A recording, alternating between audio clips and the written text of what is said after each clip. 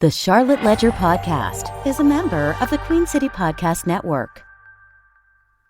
Hey,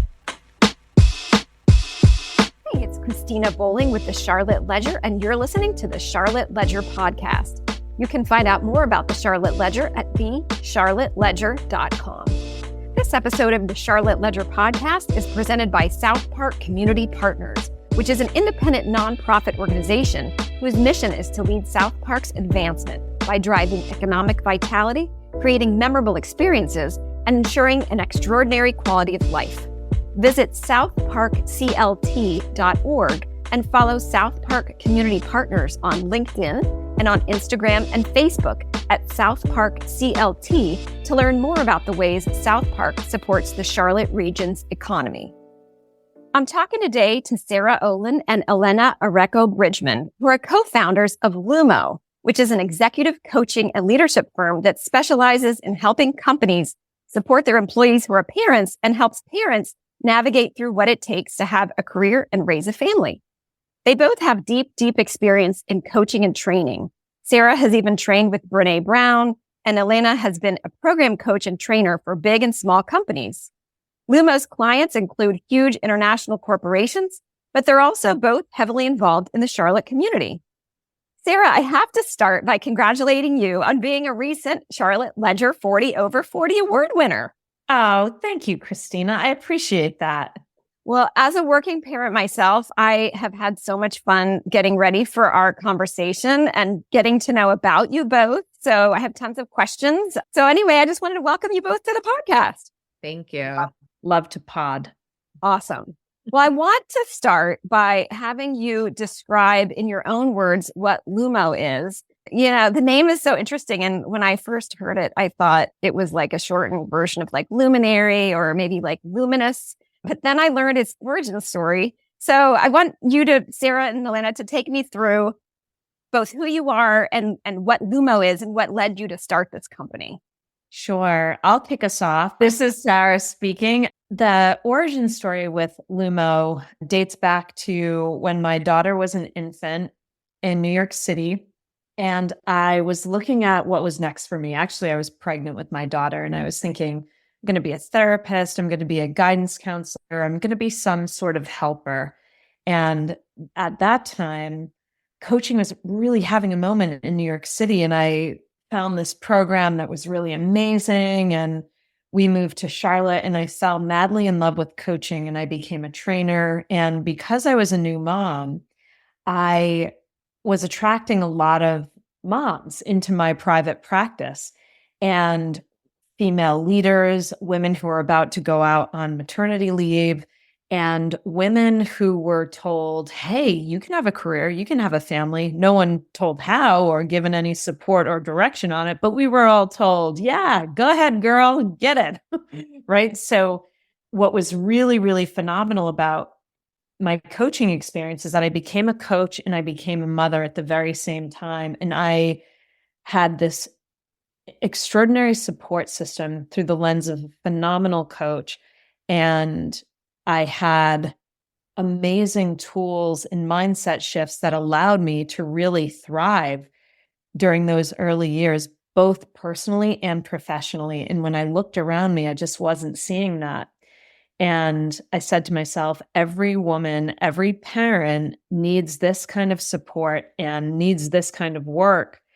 And that's where this idea came from. But it actually started, I had my buttoned up private practice, which was Sarah Olin Coaching.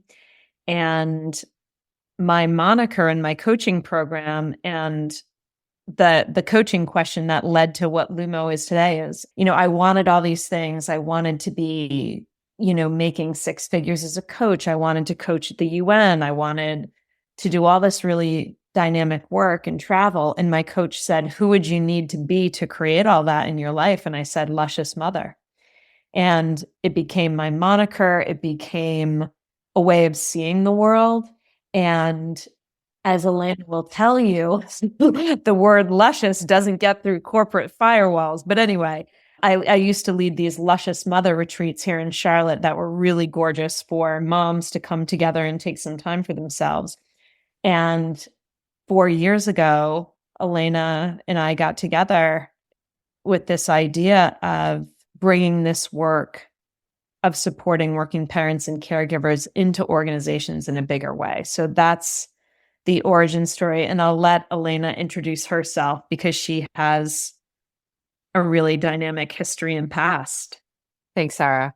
Yeah, I think when Sarah talks about the tools that she was gifted in her journey, I was the corporate mom who was on the floor literally in back pain because I was experiencing overwhelm, overwork, and was trying to do it all. I was that mom.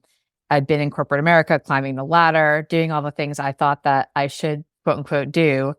And as a result of that, I burnt out, and it manifested itself in ways that became physical ailments.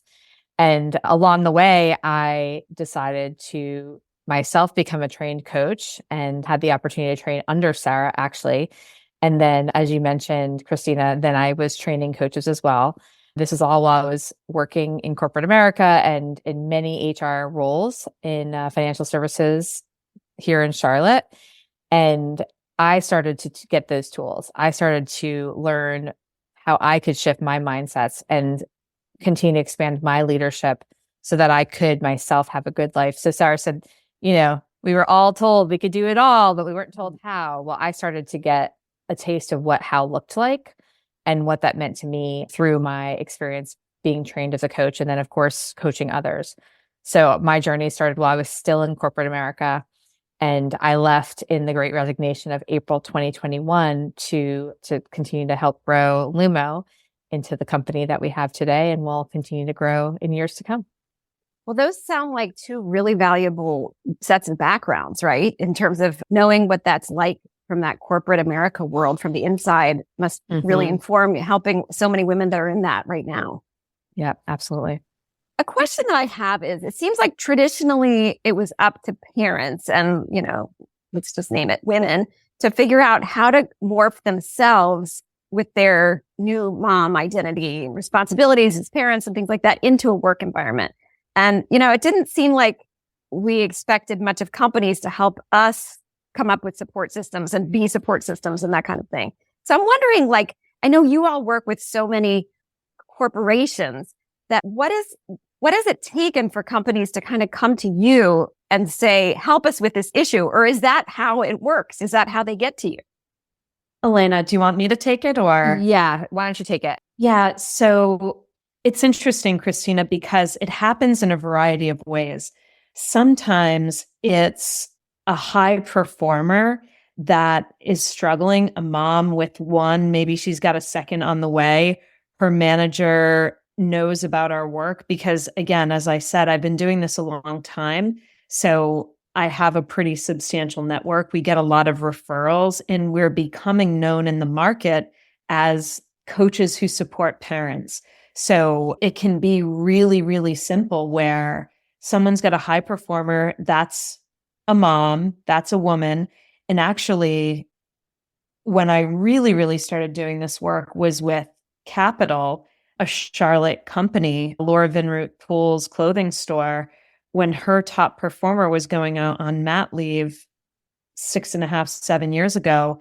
I had met her and I shared with her my work, and she said, "This is amazing. My number one girl is about to go out on leave and I do not want to lose her." And she had a history of getting these fabulous young women into the store. They're, high performers, they're doing great work, then they get pregnant and then they leave because they don't see a way to make it work. So we did an amazing program with her that really changed their experience. And we've been working with them ever since. So we have companies reach out to us. They see the work that we're doing. We do a lot of women's leadership training. So there's a big appetite right now. But when it comes to a business like Capital, which is, in Charlotte, certainly super significant, but is a small business, compared to your J. Crew or something like that, right? Absolutely. How does that change the outcome in terms of retention of those employees who, want to have families and keep working? I mean, we've seen phenomenal results. We ourselves, LUMO, as an organization, we have a 91% client retention rate. And that's because, Cristina, the work is so strong.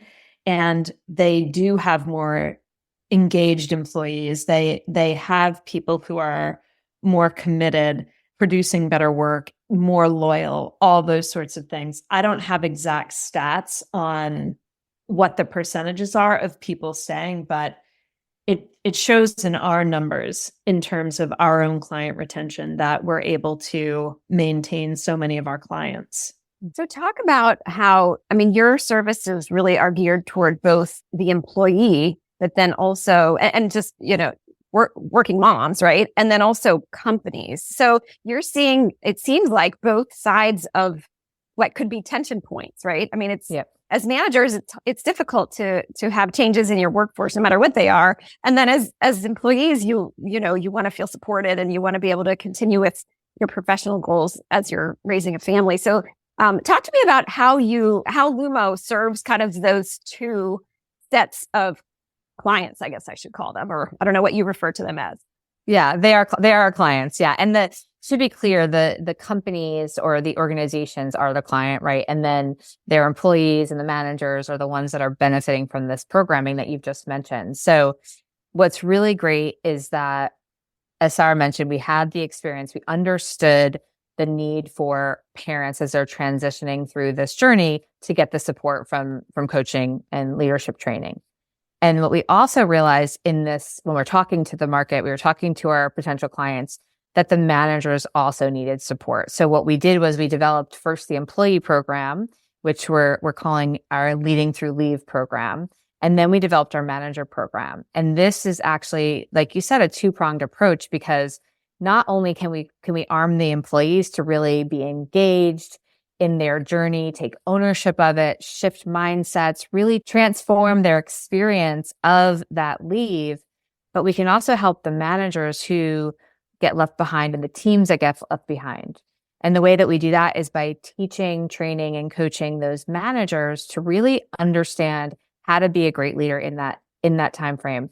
We know that many people are elevated and promoted to be managers because they're really great at what they do, right? They have a technical skill. They've probably mastered that and they've excelled in that area, but that doesn't necessarily mean that they are suited for or that they have the fundamental leadership skills to be a manager. So our Leading Through Leave program for managers helps managers to really get a feel for what is even the culture around leave at this organization.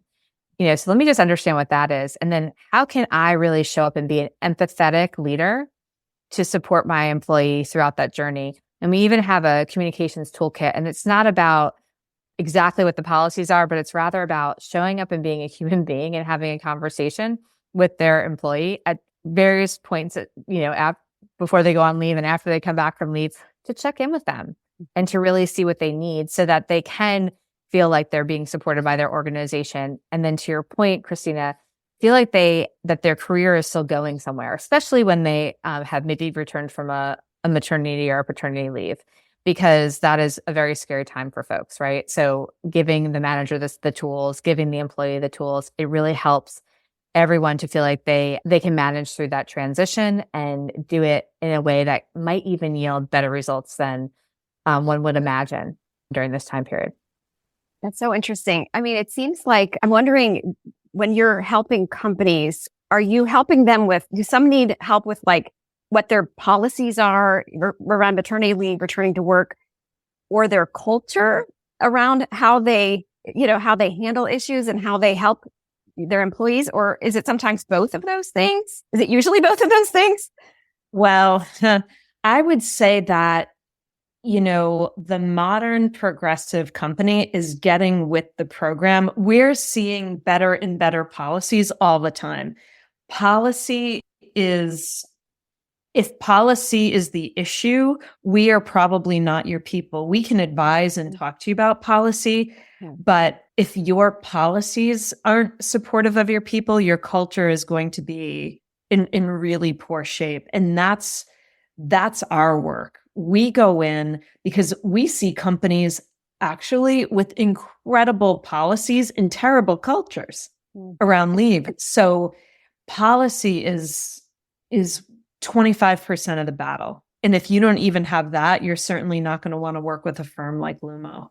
Got it. So when you talk about a company that might have good policies and bad culture, would it be the policies in place, but women don't feel empowered to take advantage of the policies or use the policies? Or what would that look like? Yeah, it actually is less likely about them taking the leave, if that's the policy they have in place, but more about the experience they have when they, from start to finish, when they announce the leave. Are they getting an eye roll from their team? Is their manager, reacting in a way that has them feel that it's not welcome? So we have a client who got many different clients that have experienced many different things, but one in particular that I think about is speaking with someone who works at a very large retailer in the country that we would think would have a different experience inside the culture.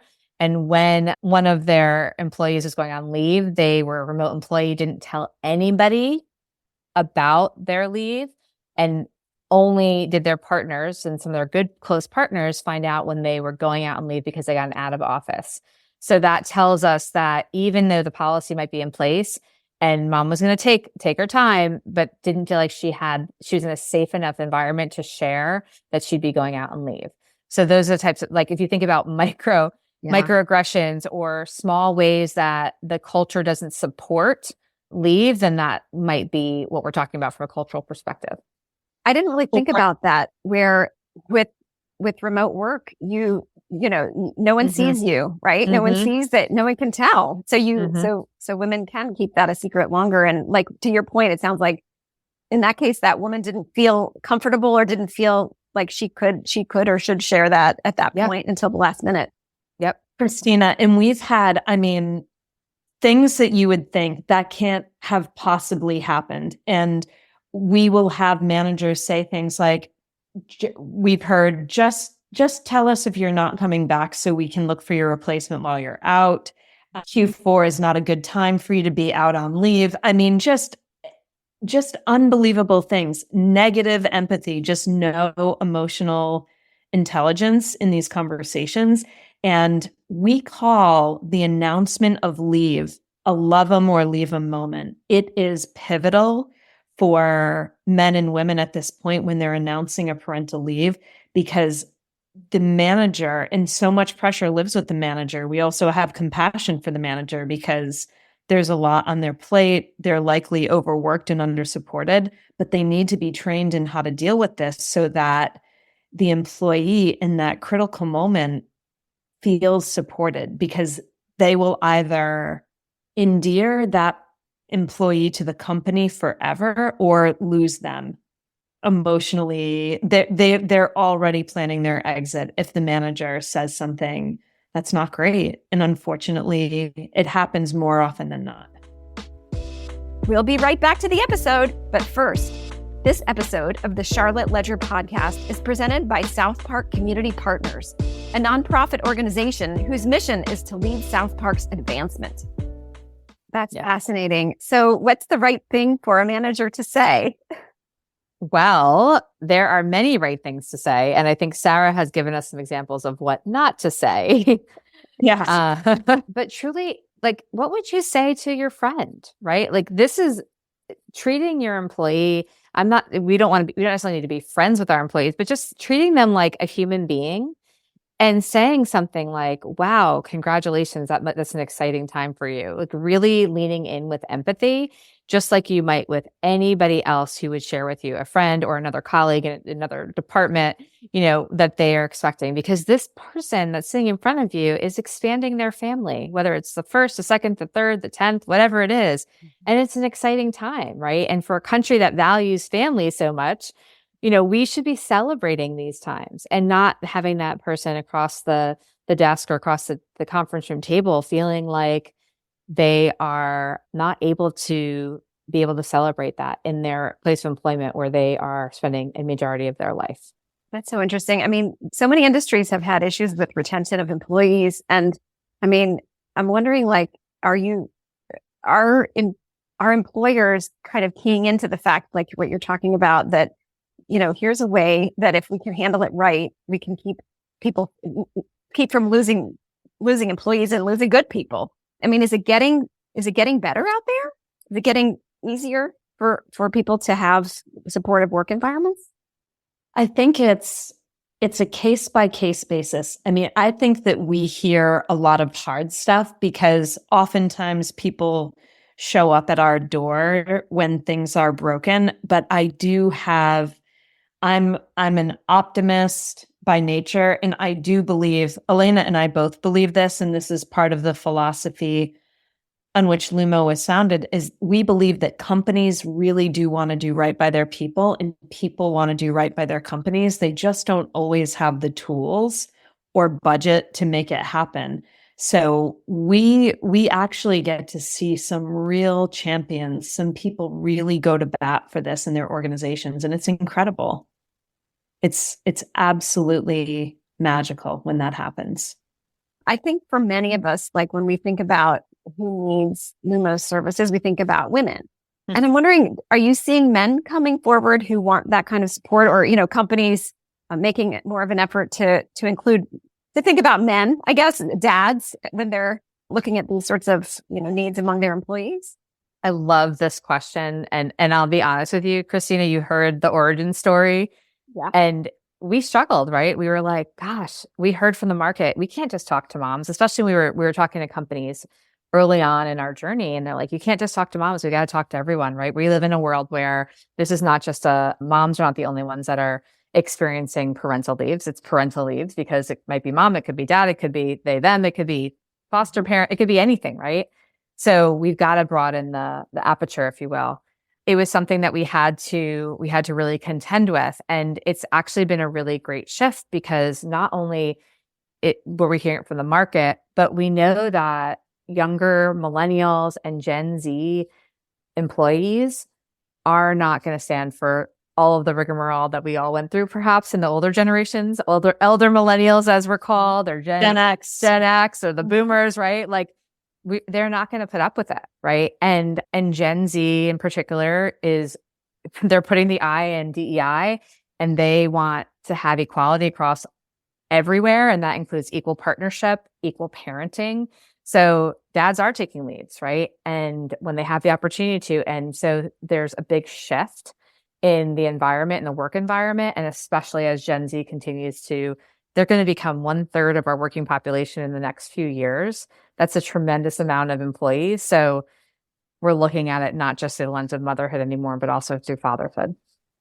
That brings me to what my next question was that, the perception is that younger generations are wanting more of that work-life balance and they want to fit work into their holistic life, not necessarily fit their personal life into their work life. So that's an interesting way that's playing out. Are you seeing that playing out any other ways as you look at, new parents tend to be on the younger side. So what people are looking for right now? Yeah, I think that what younger generations are copping onto is that equity in the home starts with parental leave. Because let's say mom gets 3 months and dad gets 3 weeks, or dad gets 2 weeks. So right from the get, Cristina, maybe the first week or two, mom and dad are in it together, but dad goes back to work, and the caregiving responsibility falls squarely on mom. So the precedent gets set early on. And to Elena's point, the younger generations the men want to take their leave. And again, we get to look at culture to see, are they actually doing it? That's the kicker. But the numbers are trending up in terms of men taking leave, which is great. It is. Is it a situation where there's kind of like a tipping point where it becomes kind of the norm, and a guy has a baby and all of his friends are doing it, their companies, or in the company where he works, and it makes it feel okay? Is that how that plays out a lot of times? A lot of times it is. In fact, one of our coaches, we just had an event in New York in March, and it was really cool because one of our male coaches was coaching a really, really senior executive, and it was in finance, and this guy was faced with the question of taking paternity leave, and he really, really struggled because there were a lot of parts of him that didn't want to do it, but he knew as a leader, everyone would be watching him. So he did it. And, it's really, and this is why managers and leaders are so important, because they do set the tone, right? Mm-hmm. If your manager or the leaders are not taking leave, likely you're not going to feel good about taking your leave either.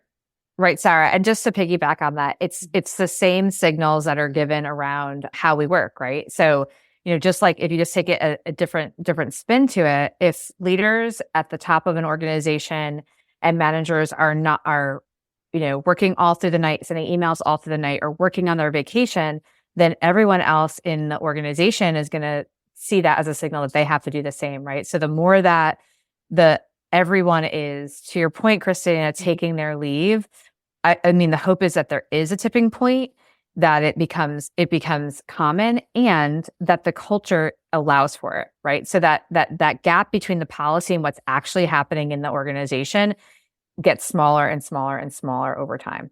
I'm wondering if there are if you can think of the 3 most common, I don't know if tips is the right word, but advice that you give to companies about how they can make their cultures more friendly, more hospitable toward working parents. And what made me think of that, Elena, is your point about the not sending emails at all hours. But, and that's just good even for people who don't have kids, right? It's not healthy anyway. Yes. But just if there are certain things that you find yourself recommending a whole lot in terms of ways, what companies can do to help their working parents.